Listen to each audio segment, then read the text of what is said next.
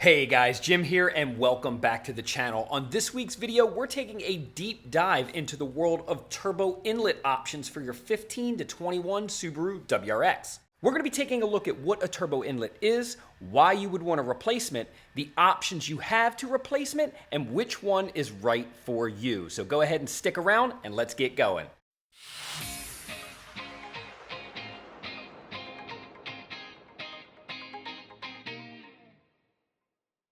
That's right, guys. We've got a whole bunch of turbo inlets and, one post-MAF hose kit, which we will get into a little bit later once we get it off the car. I wanted to give you a better idea of what you're in for when we're talking about turbo inlets for your V8 chassis FA engine WRX.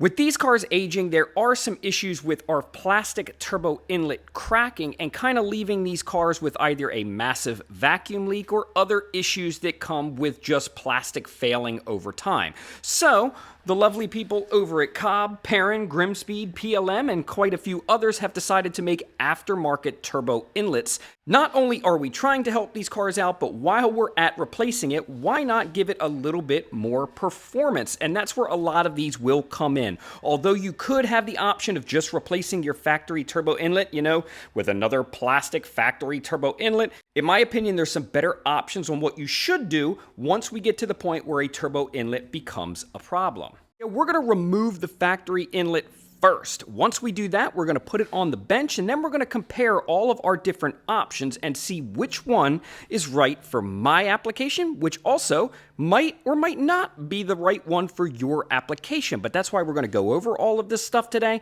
We're going to show you the differences. Let's get this thing off of here.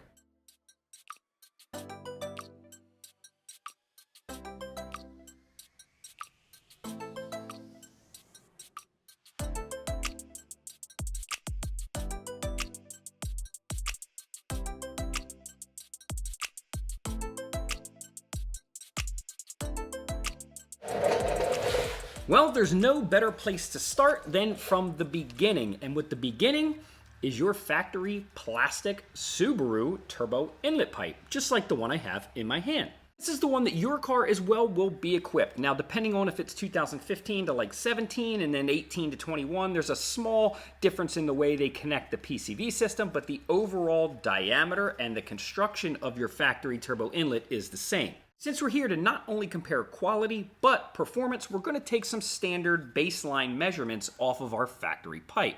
But before we even get to that, why would you even care about replacing this thing? I mean, this thing seems pretty solid, and there's nothing really wrong with it, at least at the moment.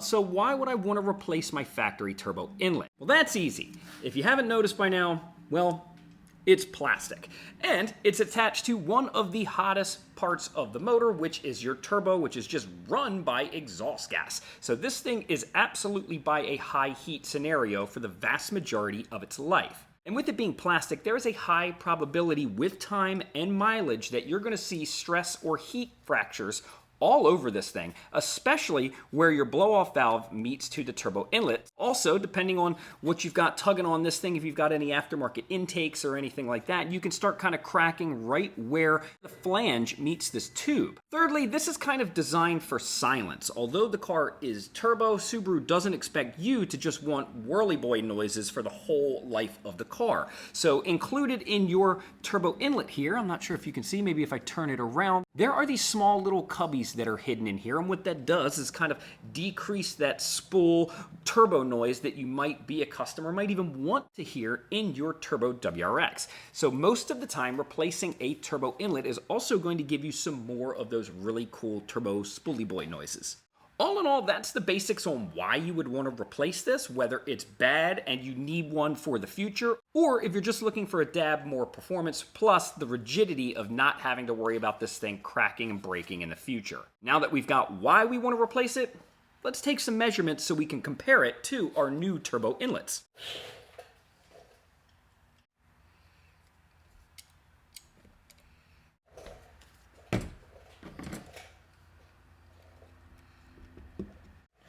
Okay, so it looks like we have a baseline of our turbo inlet and turbo outlet diameters. And just so that we're all on the same page with all of the numbers that we hear and where we're speaking about those numbers, we're going to consider the opened end, or the larger end, the physical turbo inlet, since the air is going to be going in that side, and our smaller flange end, we are going to be considering this our turbo outlet, since that air is moving in that direction. So for our OEM measurements, our turbo inlet measures at 65.22 millimeters, and our turbo outlet measures at 48.18 millimeters.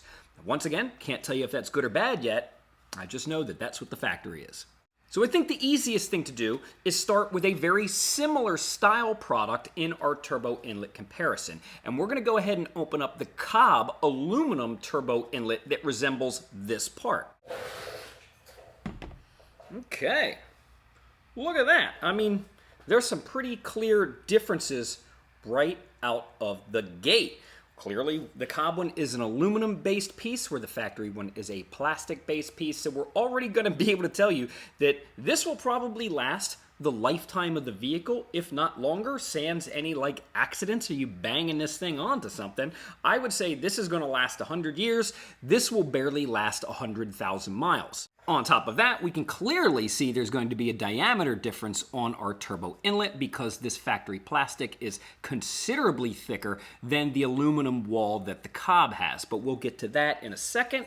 It also kind of looks like that the back half is going to be quite the same. Now, I do know that when you have the factory inlet, this kind of outlet piece here overhangs on the turbo a little bit, where I know that this has been machined to exactly meet the diameter of the turbo. So we should get a considerable more amount of airflow through this piece than we would this piece. One thing you might notice as well is the factory piece has all of these nipples attached here, where the Cobb, not so much. Well, the reason that is in our box is also a whole bunch of adapters that kind of attach to this to allow you to kind of change certain things about it. Or if for any reason whatsoever one of these nipples were to break or get damaged of any sort, you can just replace that piece instead of replacing the entire, turbo inlet. Seems pretty easy. Even better. It's got that little Cobb logo on it, That's worth some sort of cool points. Oh, one on the bottom too. Super cool. Nice and sturdy. It wouldn't be science if we didn't get to our measurements, so let's start there.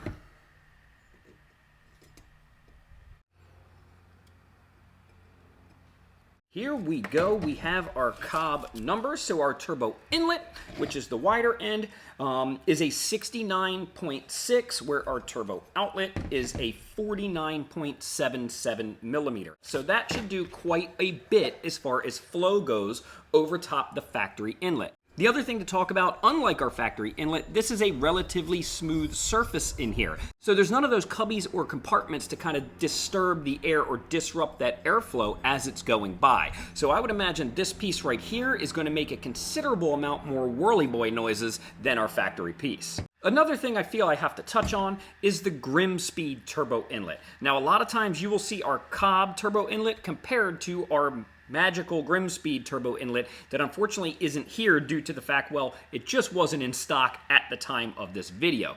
But it does share a lot of similarities between the Cobb. It's a little bit larger at the top, slightly larger at the bottom. It's also an aluminum base piece that gets rid of all the cubbies. So which one do I think you should go with compared to the Cobb and the Grimspeed? I can't quite tell you, but if you are looking for a similar piece to the Cobb, and I think the Grimspeed actually might come in a couple of dollars cheaper, depending on if it's in stock or you're looking to have it shipped to you or whatever your wait times are, maybe it's another piece that you could consider. Maybe in a different video I could compare the Cobb to the Grimspeed, but I will tell you that just from seeing both of them in person without my dial indicator, they are very, very similar pieces. The only real difference I've seen is the Grimspeed doesn't have the attachable or detachable nipples on here. It's just all cast into one piece. Once again, being aluminum, I think you're going to be hard-pressed to actually break some of these to need to replacement. So it's just kind of 6 or 1/2 dozen to the other. They are very similar pieces, and I would imagine they would be within a millimeter difference between each other,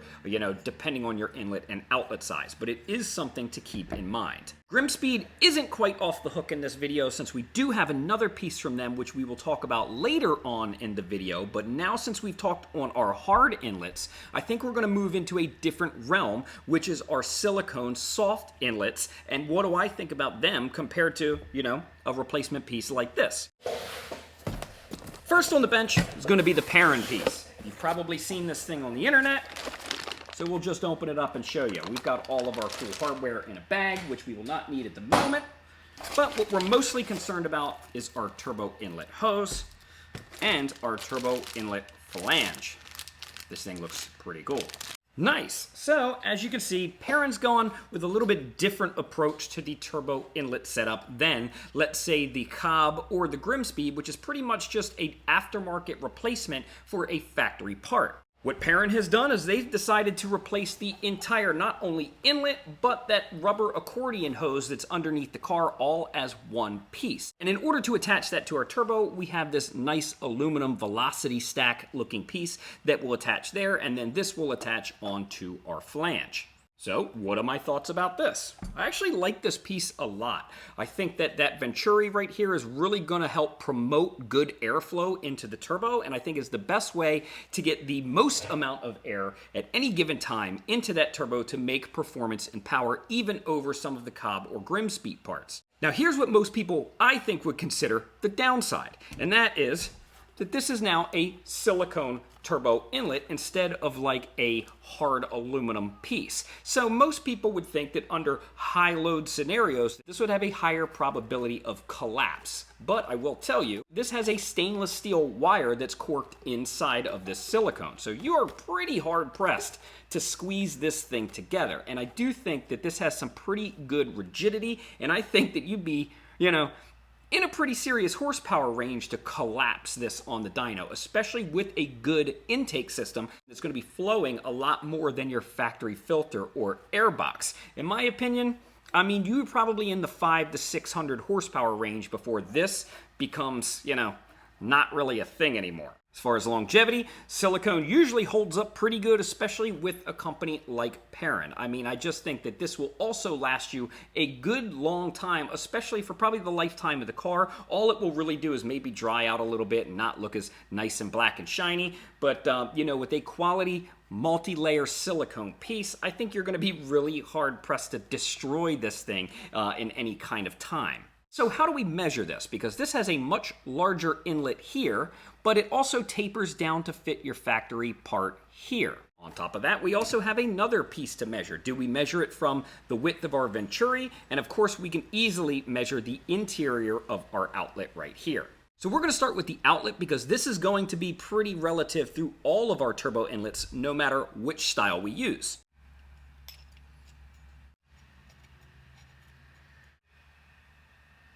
Okay, well, we've got some pretty good numbers here, and we're going to have to kind of figure out how we're going to take this information because there's so much more to measure here than there was with just like the Cobb or Grimspeed style replacement pieces. But let's start with the easy stuff.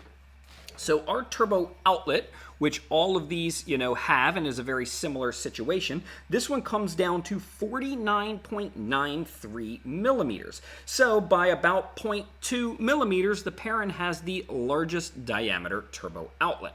But where I think this thing really shines is our Venturi, which comes into about 77.95 millimeters from outside to outside. And I think that that large Venturi mouth is going to help gain all of that air and funnel it into our turbo outlet and probably do the best job from a performance standpoint, getting the most amount of air to move into your turbo. The other thing we have to factor in here is this smaller diameter piece on the pipe. Now, this whole entire silicone is rated at roughly 3 inches, and at about 78 millimeter, they are pretty right on with that.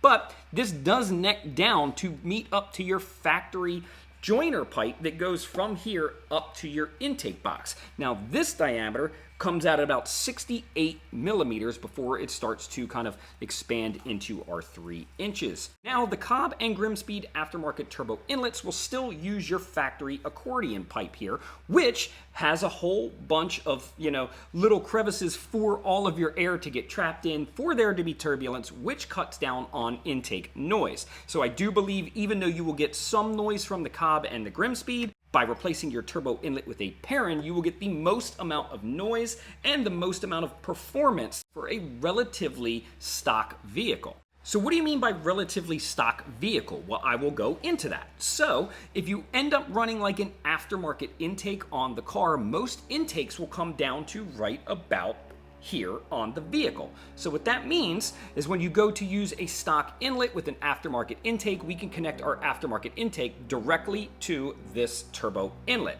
Where if we were going to use this and then put in an aftermarket intake later on down the road, that might be an issue, or we would have to modify this hose by cutting it in order to slide our pipe in. Now, once again, keep in mind that this is stainless steel reinforced in here, so not only do you have to cut the silicone, but you also have to cut into a stainless steel wire. It's not exactly hard, but if you're not 100% handy, this might actually come as a problem once you start doing modifications to your car later down the road. So where I think this is a fantastic choice for stock and aftermarket, it does require a little bit more, ingenuity than just putting a Cobb or Grimspeed piece on. Here we go. This is the winner, right? This is absolutely what I would choose. Well, hold on for a second, because we have the PLM version of the same exact thing. So then you might be asking, well, what's really the difference? And quite frankly, we're about to find out, because initially looking at the Perrin and the PLM, they are very, very similar. So once we pull it out of the box, we'll see if we can tell any differences, if there's any diameter upgrades or downgrades, or why would I choose the Perrin over a very similar PLM piece. Here we go. Well, this is the PLM piece. Very, very, very similar to our Perrin piece. In fact, let's compare our flanges. Visibly, there's a coating difference. The Perrin has kind of like a matte finish, where this has more like a high gloss anodized finish. But as far as the looks on them, I mean, they are almost identical. Crazy. On top of that, let's take a look at the hosing. So here is our Perrin hose compared to our PLM hose. Once again, very similar. Almost indistinguishable if you didn't have the Perrin logo actually kind of etched in on the silicone. The only other thing I could say is it looks like the nipple length on our PLM is a little bit longer than the Perrin. Now, I have no idea if that's going to come in handy or be kind of a nuisance until we start putting, one of these two on. But for the moment, they are very similar. Nice. But they can be similar all day long. We need to get to some numbers, right? So we have the Perrin stuff over there, the PLM here. Let's get to measuring.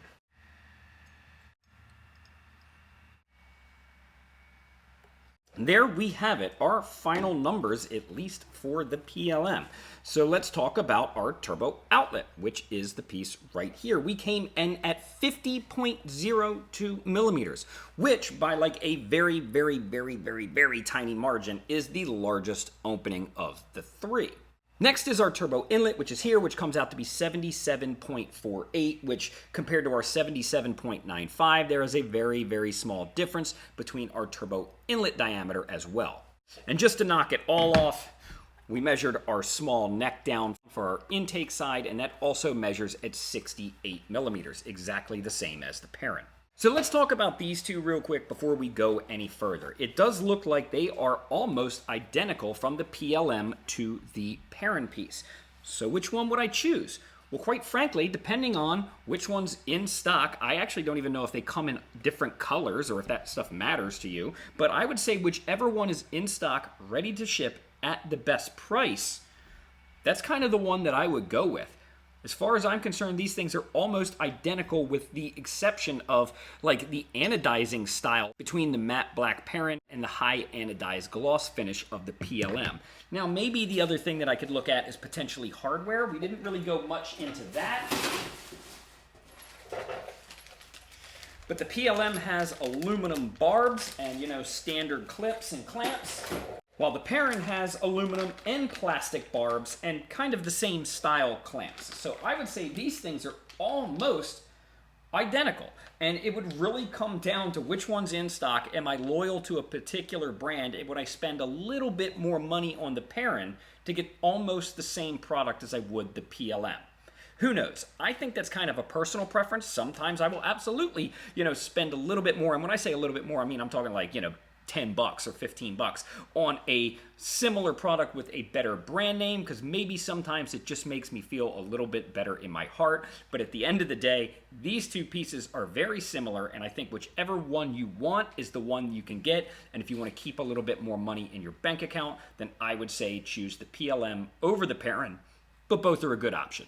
So which one's going on my car, right? That's the other big question. Why would I put a lesser version of anything on my car? I'm going for the mostest. So why am I not just slapping one of these bad boys on or one of these bad boys on? Well, at the end of the day, I wanted to kind of throw a little wrench in this scenario. And that's where our last piece comes in.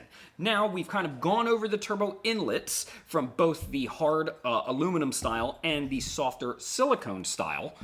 But there's something else I want to show you from Grimspeed. Since I couldn't get their turbo inlet, I wanted to involve them in the video so it wasn't just, in memory of. I actually had something Grimspeed that I could show you because I know a lot of you guys and myself love their stuff. I have the Drycon filter in this car and it does fantastic. I love that combining with my modified intake, and then the blow-off valve on the car, and I just love the way this thing sounds. It does street digs all day and I get really good 60 foots, and I'm super excited about the car. And I wanted to continue to put some Grimspeed stuff in this video because I know you guys like it. But let's take a look at what I got. Boom! So the other thing that I have on the table is actually a post-MAF intake kit from Grimspeed. Look at this. Nice. But it's two pieces. Here's one elbow and then one kind of like straight pipe piece. Plus all the clamps and stickers and everything you know to love. So what's a post-MAF intake kit?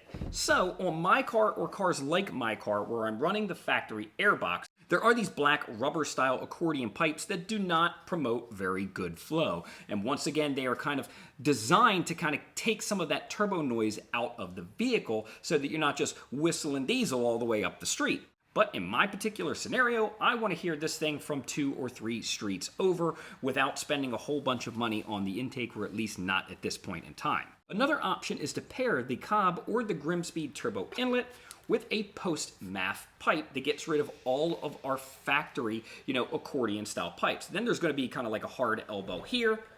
And then this piece right here would go up to the airbox in your physical car, and it gets rid of both of those factory rubber hoses. So this seems like a pretty good option, right? You got your turbo inlet, you got your post-MAF hoses, I've got my, Drycon Grimspeed filter with my highly modified hot rod airbox. This seems like, a situation that I would love to go with. So what are the drawbacks? Well, the real drawback is price.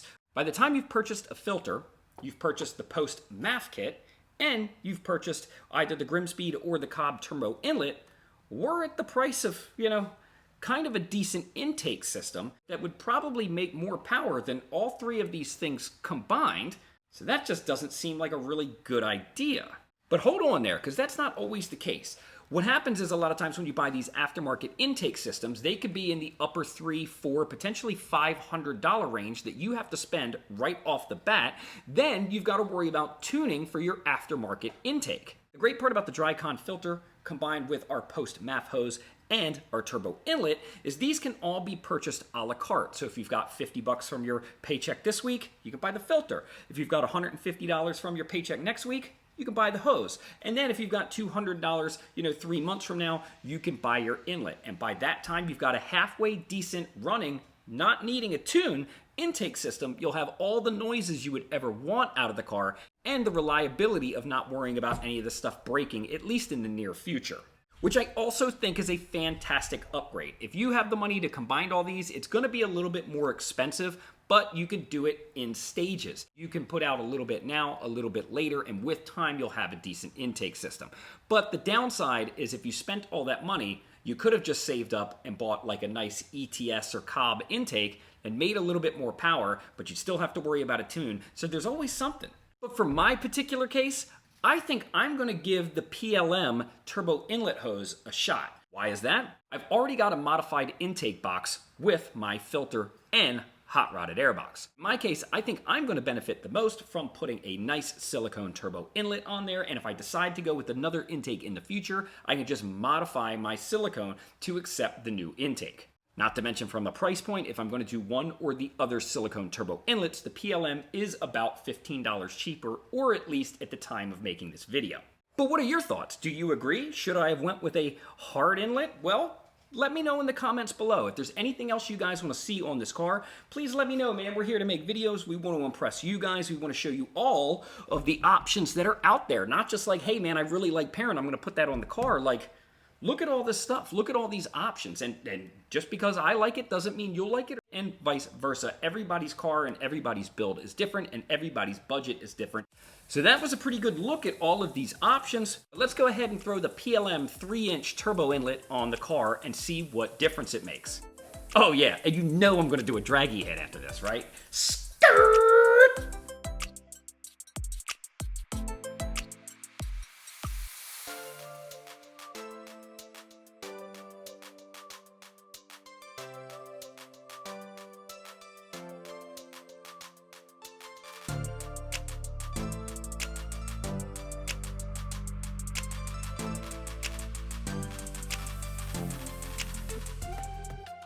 Hey, since we're here, I might as well show you the difference between our fully disassembled accordion pipe plus our turbo inlet, which is this whole piece that our PLM is going to replace today. So once again, it is not just our plastic, turbo inlet right here, but it also comes in conjunction with this rubber accordion, very restrictive flow pipe there. So all of these little accordion pieces here do kind of help with this thing moving and flexing around with everything under the hood moving, but it also does disrupt flow quite a bit from our big straight 3-inch high flow silicone.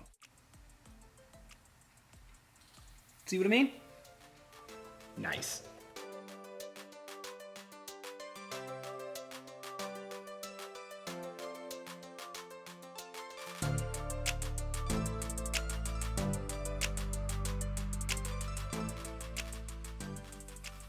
All right, gang, well, there we have it. The new PLM turbo inlet is on the car. Not all that difficult. I would say, the most annoying part is you think you have all the tools out from getting the old one off, and then, you go to put the new one on and go, maybe the clamps are a little bit different size or something like that. So it's a little annoying to have to kind of get off my back and go to the toolbox and get more stuff. But really, all in all, it really isn't that bad. In retrospect, maybe I would have jacked the car up a little bit more to try to squeeze under there so I wouldn't keep banging my head off the concrete, but once again, not all that bad. Definitely something that I think you guys with a little bit of mechanical knowledge could easily take care of, in your driveway with basic hand tools. Once again, I chose the PLM depending on if you have an intake and you're just looking to replace that turbo inlet, or if you're an all stock or mostly stock setup like myself. Your opinion on which turbo inlet may or may not differ. I will tell you though, you can't really go wrong with an aftermarket turbo inlet. Any of the ones that we showed on the video today are a great choice,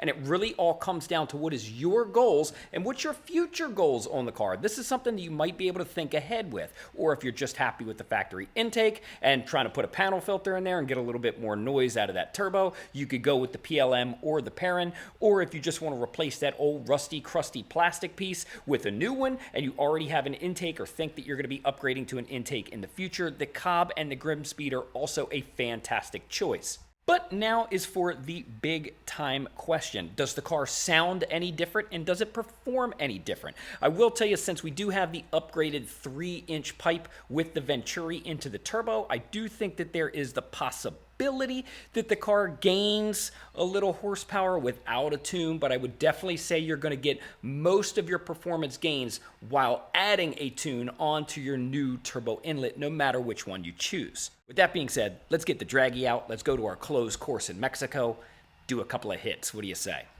Let's go. Yeah, we're behind the wheel. I've been driving this thing for a few minutes, and guess what? We got a lot more spoolie noises. That's super cool, and super what I was expecting to hear out of a modification like this. Let's see if I can get it to do it. Hold on. Huh, there you go.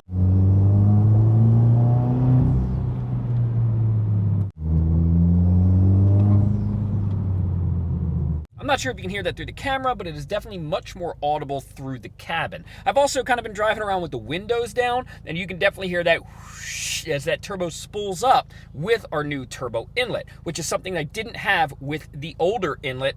So we're going places. We're making things happen.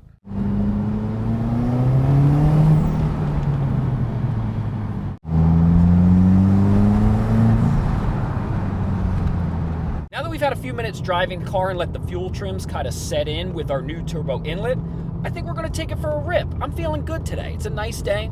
It's time for a new personal best, don't you think? Let's try it out.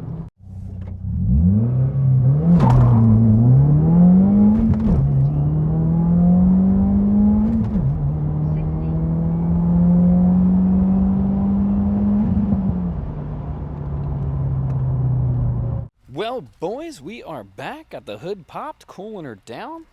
That was a lot of fun, man. We did some good ripping today. I feel really confident. In fact, so confident, look, I got my paperwork out, ready to go. But you can't see that yet, man. You don't want to know these numbers yet. There's some stuff we got to go over first.